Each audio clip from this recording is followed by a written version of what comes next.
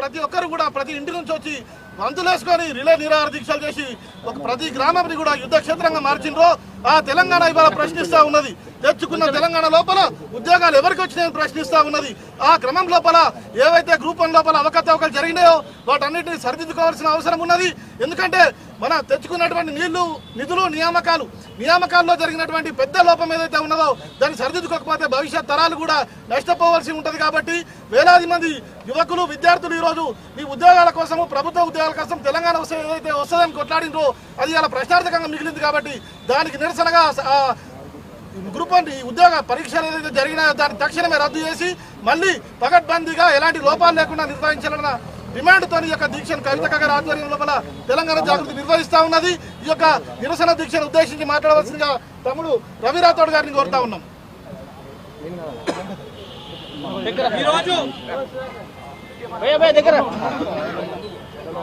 ఈరోజు గ్రూప్ 1 లో జరిగినటువంటి అవకతవకల పైన జాగృతి ఆధ్వర్యంలో ఈ యొక్క అమరవీరులకు సాక్షిగా మేము గ్రూప్ 1 అభ్యర్థులకు వెంట నిలబడతామని చెప్పి అక్కగారు మాకు ముందొచ్చి మాతో పాటు కూర్చున్నందుకు ధన్యవాదాలు అక్క.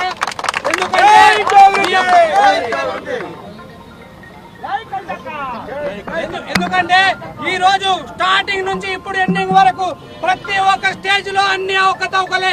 ఈ కాంగ్రెస్ పార్టీ ప్రభుత్వం వచ్చినప్పటి నుంచి నిరుద్యోగుల పక్షాన లేకుండా అన్ని అవకతవకలు చేస్తా ఉంది. మరియు ఈ యొక్క చిక్కడపల్లి లైబ్రరీలో కావచ్చు, అశోక్ నగర్ సెంటర్ లో కావచ్చు, మీ యొక్క అధ్యక్షులైనటువంటి రాహుల్ గాంధీ గారిని తీసుకొచ్చారు కదా, అక్కడ తీసుకొచ్చి మీరు మాకు అండగా ఉంటామన్నారు, కానీ మీరు అండగా లేరు.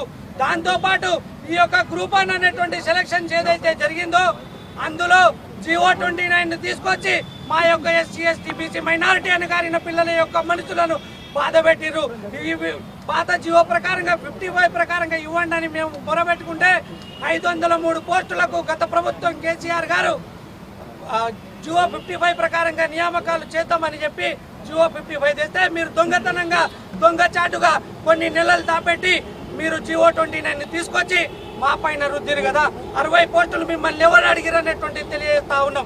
ఆ 60 పోస్టులతో ఒక్కరోజు టైం ఇచ్చి 50-60 వేల మందిని మీ యొక్క కాంగ్రెస్ పార్టీకి చెందినటువంటి వ్యక్తులను మీరు యాడ్ చేసుకున్నారనేటువంటి తెలియజేస్తా ఉన్నా. దాంతో పాటు ప్రిలిమ్ జరిగింది. ప్రిలిమ్స్ లో 14 క్వశ్చన్లు తప్పు. అక్కడి నుంచి స్టార్ట్ చేస్తే ఇప్పుడు ఎండింగ్ ప్రాసెస్ వరకు తర్వాత క్వశ్చన్ పేపర్లలో ఎగ్జామ్ జరిగింది. ఎగ్జామ్ జరిగిన తర్వాత అందులో కరెక్షన్ అనేటువంటిది కూడా కరెక్ట్ చేయలేదు. ప్రొఫెసర్లతో దిద్దించలేదు, ప్రైవేట్ ఫ్యాకల్టీలతో దిద్దించారు. ఇది మేము RTI పెడితే కూడా ఒక్కరు కూడా రెస్పాండ్ ఇవ్వరు. RTI కూడా మా యొక్క మేము అప్లికేషన్లు ఇస్తే దానికి రిప్లై అనేటువంటిది రాదు.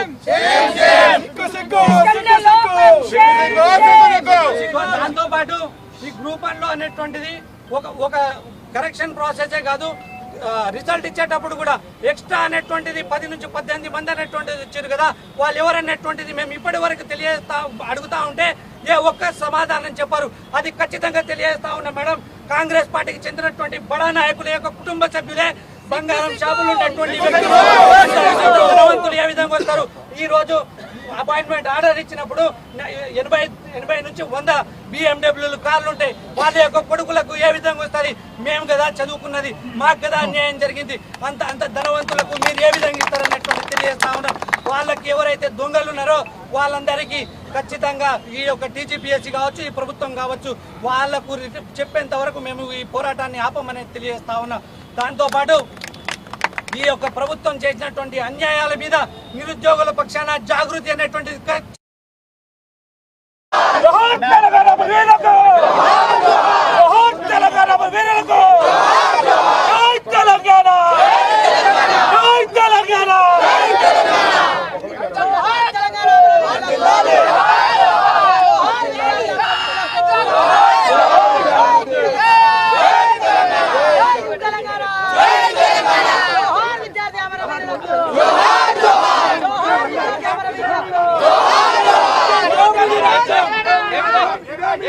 Dongala Rajam